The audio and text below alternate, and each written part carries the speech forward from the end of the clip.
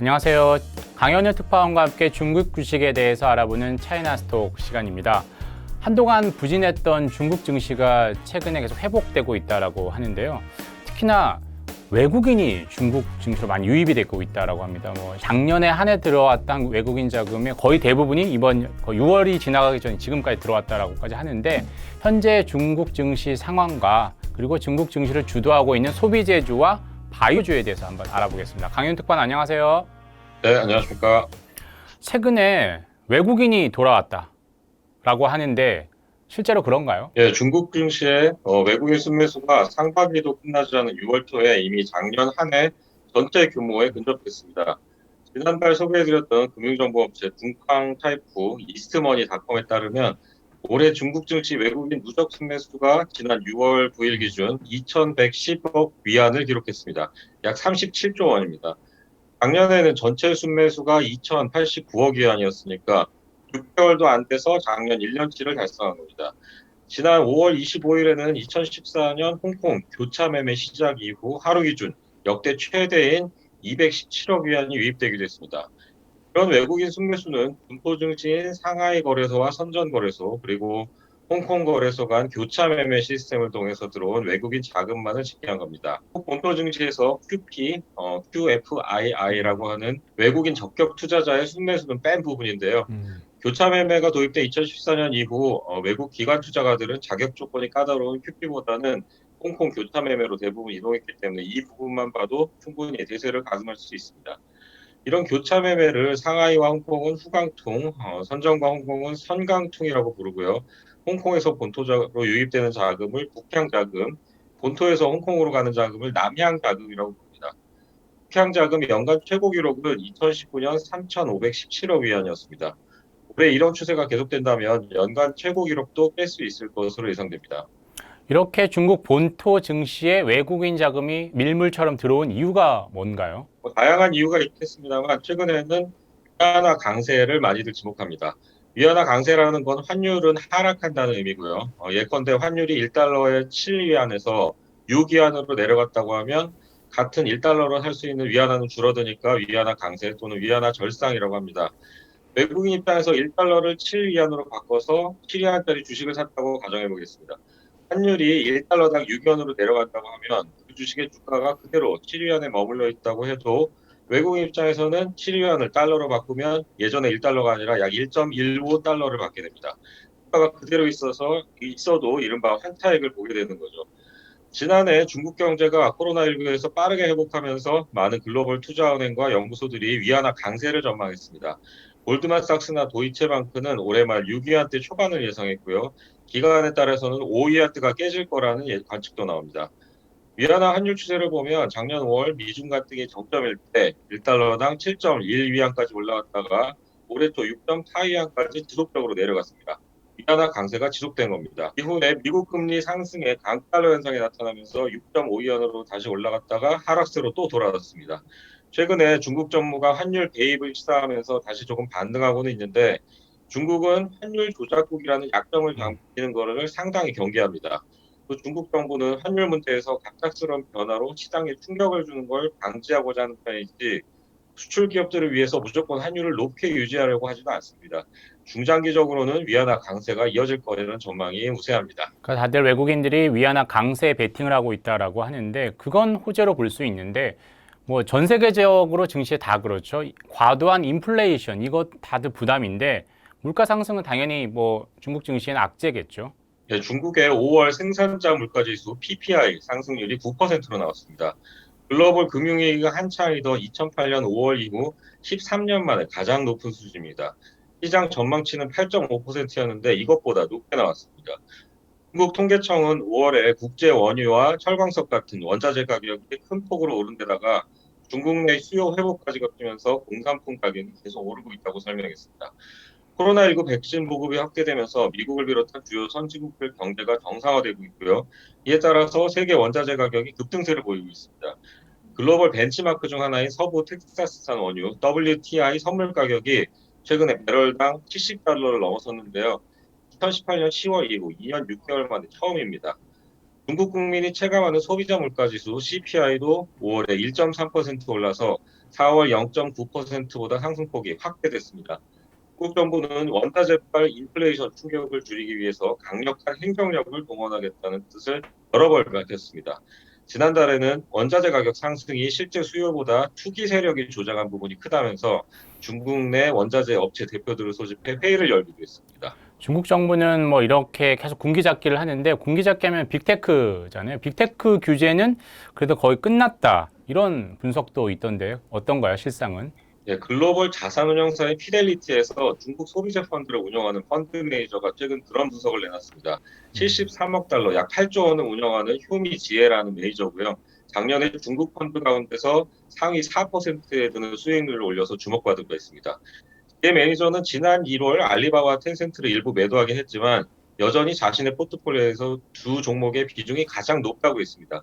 알리바바가 3조 원대 벌금을 받는 과정에서 반복점 조사를 4개월 정도 받았고 텐센트와 메이탄 같은 다른 빅테크들에 대한 조사는 그보다 빨리 마무리될 것으로 전망했습니다. 중국 당국의 견제로 알리바바와 텐센트를 포함한 빅테크 주가가 20% 이상 빠졌는데 이제는 실적 대비 주가 수준인 밸류에이션 부담이 상당히 줄었다는 분석입니다. 12개월 예상 이익 대비 알리바바의 주가 수익 비율 PER이 현재 20배 안팎인데 이건 최근 5년간 평균인 25배에 비해서 상당히 떨어진 것이고요. 텐센트의 PER 31배도 2016년 이후 평균 수준까지 내려왔다고 합니다. 알리바바와 텐센트를 포함해서 중국 홍콩 증시에 상장되어 있는 테크 주식 30종목을 묶어놓은 항생 테크 인덱스라는 지수가 있는데요. 이 테크 인덱스의 PER이 35배라는 걸 감안하면 알리바바와 텐센트가 저평가 구간에 있다는 게 피델리티의 분석입니다. 피델리티는 이런 중국 빅테크 주식 외에 뭐 중국 경기가 살아나고 있기 때문인 것 같은데 소비재주도 함께 주목하라 이렇게 얘기를 했다고요. 예, 또 GMA조는 자신의 포트폴리오 안에 10대 종목 중에서 바이주 주식인 마오타이와 우유 주식인 멍류가 있다고 소개했습니다. 마오타이는 중국 수린 바이주 빅주의 대표주이자 상하이 증시 대장주죠. 멍류는 1위 산업에 이어서 중국 우유 시장 점유율 2위를 달리는 기업인데 프리미엄 제품에서는 1위와 명류가 양강 체제로 구축하고 있습니다. 마오타이 주가는 지난달 초에 2,000위안선이 깨지기도 했는데요. 이후 상승세가 이어지면서 현재는 2,100위안 후반대에서 거래되고 있습니다. 마오타이 주가를 놓고 너무 고평가되어 있다는 지적이 자주 나오긴 합니다. 12개월 예상 순이익 기준 PER이 지금 48배에 달한다는 게 그런 분석의 근거입니다. 이런 지적에 대해서 피델리티 GM 매니저는 마오타이 주식이 싸다는 평가를 받아본 적은 한 번도 없다고 반박했습니다. 마오타이만큼 사업이 탄탄하면서 주가도 싼 주식이 있다면 당장 운영하겠지만 현재로서 소비재 부문에서 그런 기업을 찾아보기 어렵다는 게 그의 설명입니다. 그 이유가 수요는 많은데 공급을 계속 제한하고 있기 때문에 가격은 더 올라가고 그래서 주가에 그게 반영되고 있는 것 같은데 마오타이가 또 계속 생산량을 늘리지 않겠다. 이걸 다시 한번 강조했다라고요. 네, 마오타이가 최근 1분기 실적을 발표하면서 그렇게 밝혔습니다. 오늘 10월에 현재 진행 중인 증설 공사가 마무리되면 연간 5만 6천 톤 규모를 갖추게 됩니다. 마오타이는 2018년에 2만 톤 이상 확대 계획을 내놓으면서 그 이후엔 증설하지 않겠다고 선언했습니다. 헤이텐 마오타이 같은 마오타이 주력 제품은 모두 마오타이 본고장인 후이저우성 마오타이 진이라는 마을에서 만드는데요. 마오타이 진에서 공급받을 수 있는 깨끗한 물이나 수수 같은 원재료를 감안하면 1년에 5만 6천 톤이 한계라는 게 회사 측의 설명입니다. 마오타이의 주력은 페이텐은 제조 과정이 기본 5년 걸립니다. 지금 팔리는 건 2016년 이전에 제조에 탁수했다는 얘기입니다. 마오타이는 2014년부터 3년 동안 생산량을 3만 톤으로 유지했습니다. 중국의 소득이 올라가면서 수요도 계속 늘어나는데 공급이 한정돼 있으니 가격이 계속 뛰었고 이익률도 높아졌습니다. 많은 투자자들이 마오타이가 증설을 멈추면 매출과 이익률이 다시 올라갈 것이라 기대를 하고 있습니다. 1분기 실적도 괜찮았나요? 어떻습니까? 네, 마오타이의 일국인 실적도 괜찮았습니다. 매출은 280억 위안, 약 4조 8천억 원이었고 순이익은 139억 위안, 약 2조 4천억 원이었습니다. 순이익률 50%를 유지했고요. 마오타이는 작년 코로나19 시기에도 매출과 이익이 오히려 늘었는데 올해 1분기에도 작년 1분기에 비해서 매출은 11%, 순이익은 6% 늘었습니다. 이 회사가 유통 측면에서 좋은 평가를 받는 부분이 직관 체제를 갖춰가고 있다는 점입니다. 구매상에다가 넘기는 매출은 1분기에 224억 위안으로 작년 1분기와 비슷했습니다. 그런데 대형마트나 온라인에 직접 하는 매출은 47억 위안으로 1.5배 커졌습니다. 직판 채널의 이익률이 20% 이상 높기도 합니다. 또 마우타이가 유통 과정에서 대리점들이 마진을 너무 많이 붙여서 비난을 받기도 하는데 직판 비중을 늘리면 마우타이 회사 측면에선 이익률을 높이면서 시장 가격은 안정시키는 효과가 있다는 점에서 이런 리스크를 줄일 수 있다는 분석입니다. 상하이에 마오타이가 있으면 또 쌍두마차죠. 선전에 우량해가 있는데 우량해 주식은 1분기 실적은 어땠습니까? 네, 우량회는 지난 1분기에 매출 243억 위안 약 4조 2천억 원에 순이익 93억 위안 약 1조 6천억 원을 올렸습니다. 순이익률은 40%를 달성했고요. 작년 1분기와 비교하면 매출과 순이익 모두 20%씩 늘어났습니다. 마오타이와 비교하면 우량회가 이제 매출은 85%까지 따라왔고요. 순이익도 70% 육박합니다. 작년 절대 실적을 보면 우량회가 마오타이에 비해서 매출을 60%, 이익은 절반 정도였습니다. 1분기 실적이긴 하지만 이런 우량의 실적 개선이 의미가 있어 보입니다. 주가 오름세도 더 가뿐합니다. 우량의 주가는 3월 중순 저점 이후 최근 고점인 지난 6월 7일까지 25% 정도 올랐는데 같은 기간 마오타이는 20% 정도 상승했습니다. 이 중국의 대표적인 술인 백주, 바이주 주식의 최근 흐름이 계속 좋은 편이죠. 예, 둥팡찰프가 독자적으로 내놓는 테마주 지수가 있습니다. 300여 개 테마별로 지수를 산정하는데 바이주 테마 지수도 있습니다.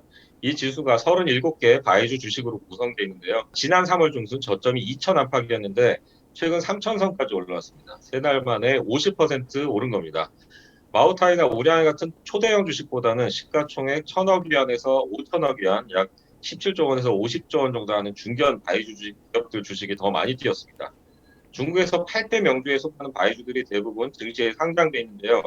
시가총액을 보면 산시 헌주가 4천억 위안, 구저우 라오자오가 3,800억 위안, 양허가 3,500억 위안 정도 합니다. 이 세 종목들의 1분기 실적을 보면 매출과 이익이 모두 작년 1분기에 비해서 3, 40%씩 커졌습니다. 이익률도 30% 이상 유지하고 있고요. 작년에는 코로나19 극복 과정에서 마오타이와 우량회가 실적과 주가 모두 먼저 치고 나갔는데 이제 바이주 수요가 본격적으로 늘어나면서 중견급 바이주 기업들의 실적도 개선되는 상황입니다. 마오타이와 우량회가 고평가라고 보시는 분들은 이런 중견급 바이주 주식을 한번 살펴보시는 것도 괜찮을 것으로 보입니다. 외국인 자금이 다시 밀물처럼 들어오고 있는 중국 증시 상황을 중국의 대표주죠. 소비재주와 바이주를 중심으로 살펴봤습니다. 지금까지 강현우의 차이나스톡이었습니다. 감사합니다. 고맙습니다.